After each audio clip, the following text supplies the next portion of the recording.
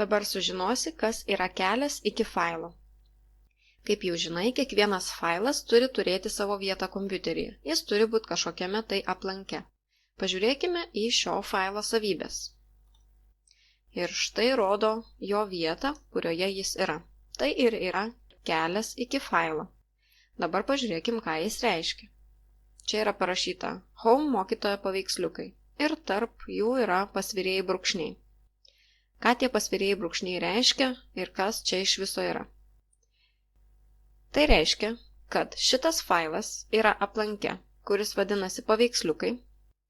Aplankas paveiksliukai yra aplanke mokytojo, o aplankas mokytojo yra aplanke, kuris vadinasi Home. Taigi pasvirieji brūkšniai atskiria kiekvieną aplanką. Pažiūrėkim, ar iš tikrųjų šitas paveikslėlis yra ten, kur parašyta. Einam į savo kompiuterį, tada einam į aplanką Home, tada į aplanką mokytojo ir į aplanką paveiksliukai. Ir štai tas pats failas, kurio savybės ką tik žiūrėjau. Galiu dar kartą grįžti į savybės ir pasižiūrėti. Štai. Home, mokytojo ir paveiksliukai. Ir tą patį kelią iki failo rodo ir štai čia viršuje. Failų tvarkyklės viršuje rodo, kad aš iš pradžio ėjau į aplanką Home, po to ėjau į aplanką mokytojo, o dabar esu aplanke paveiksliukai. Kad esu aplanke paveiksliukai, tą patį rodo ir šito lango antraštės juosta štai čia viršuje.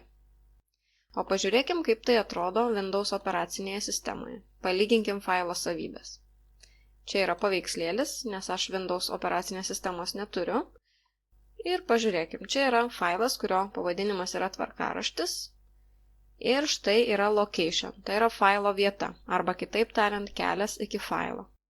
Na ir štai visas tas kelias. Tai vadinasi, failas tvarkaraštis yra aplanke mano failai. Aplankos mano failai yra darbalaukyje, na čia neišversta lietuviškai.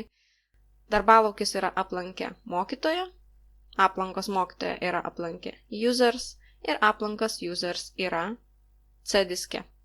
Ta C raidė parodo tiesiog kompiuterio kietąjį diską. O kietasis diskas tai yra vieta, kuriame yra visi mūsų kompiuterio failai. Ta C raidė gali būti kitokia, gali būti D raidė, E raidė, F raidė ir taip toliau. Tai priklauso nuo to, kaip tavo kompiuteris yra sutvarkytas. O pažiūrėkim, kaip tai atrodo ant Apple kompiuterio arba ant Apple telefonų. Štai čia yra atvertas aplankas. Štai čia rodo, kuris aplankas atvertas. Jis vadinasi iFile. Ir štai šitoj vietoj rodo kelią iki aplanko.